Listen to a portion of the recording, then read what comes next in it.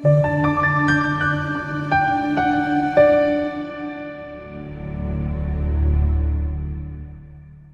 uPastor Ningi channel iNewFlick sicela ukuthi wenze ukubalulekile nokufanele ukulike nokusubscribe unganikela kuyi-channel usenze i-account number khona kulelona noma ke ezinye indlela zokunikela ongafisa ukuyisebenzisa user uthi-ke uphupha ucabuza umuntu akabingeleli akaceli uthi nje ukuphupha ucabuza umuntu usho ukuthi-ke ukhuluma ne-robot ngiyacabanga. Number 1 asithi thina-ke uma uphupha la uqabula ukupha usithathe njengolubi uma uqabula umuntu wakho lusho ukuthi lindela ukudumazeka nokuphoxeka ngenxa yokwaliwa noma yokuhlukana lo muntu noma lowa muntu kungenzeka kube nokuphambana phakathi kwakho naye yabo. Number 2 kuyenzeka futhi uma uphupha uqabula kuba uphawu luhle kwesinye isikhathi ke uma uqabula umuntu wakho usonye likhomba uthando nentshisekelo lenkathalo nokuthi mhlawumbe lo muntu umkhumbulile ngenxa yokuthi kudala wagcina ukumbona noma kudala wagcina ukuba naye.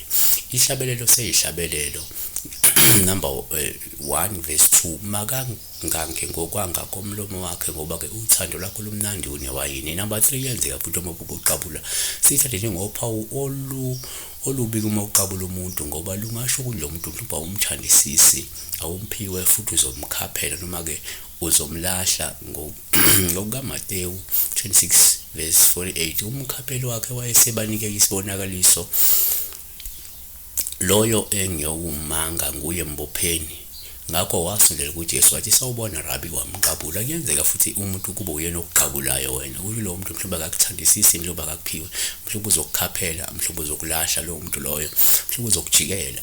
Number 4 kuyenzeka futhi mobhala uqabula kuba uphawu isihlale njengoluhle uma uqabula ingane ngoba lokho kusho inhlanhla nesibusiso nokufumana umusa nje empilweni. Kwesinye isikhathi kungakhomba nothando lwezingane wena onalo noma kokwembatha isidalo sabantwana noma isidalo sezingane ekaPetro yokuqala chapter 5 verse 14 bingelena nani ngokwanga kothando ukuthula makube kini nonke enikuKristu. Number 5 kuyenzeka futhi uma uqabula sithathe njengophawu uma uqabula ex yakho ngoba lokho kusho ukuthi ke awasekho amathuba angako ukuthi ngakwazi ukulungisa ubudlelwane benu futhi angeke nisabuyelana noma kuzoba nzima ukuthi ningabuyelana nina yabona. Kodwa ke kungenzeka futhi uyikhumbulile nje wena ex yakho yabona ngiqabula kamnandi kudala yabo. Number 6 yenzeka futhi umuphola uqabula kuba uphawu olubi uma uqabula ex yakho usho ukuthi ngenzeka uyayikhumbula nje noma usafuna ukuthi nilungise amaphutha futhi wena usamthanda lo muntu noma usakuthanda lo muntu. Kodwa ke amathuba lokho mancane. 7 kuyenzeka futhi uma uqabula kuba uphawu ethethe ngolobu uma uqabula umufi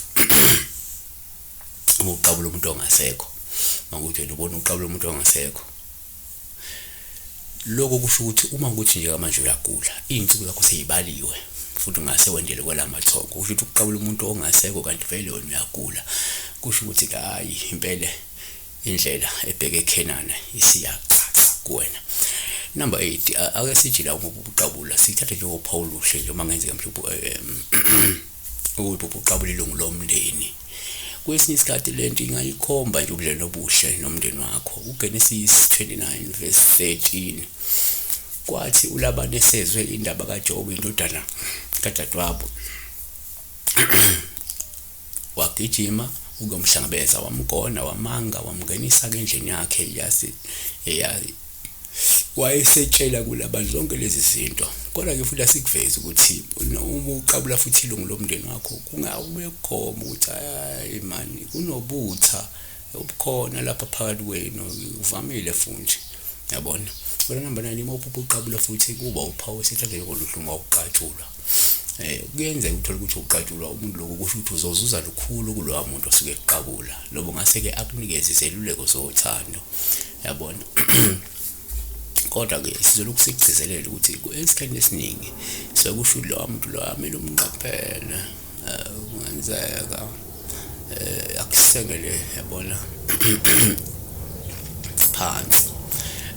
Number 10 uma uphupha futhi uqabula kuba uphawu oluhle uma uqatshulwa umufi hayi wena uqabula umufi uma umufi eze kuqabula yena uphawu luhle lokho ngoba kusho ukuthi umufi lona uyithongo elihle elikhathalele yabo futhi kungenzeka uthuma sithola inhlanhla noma ifa elivela kuyena umufi. Siyabonga kakhulu.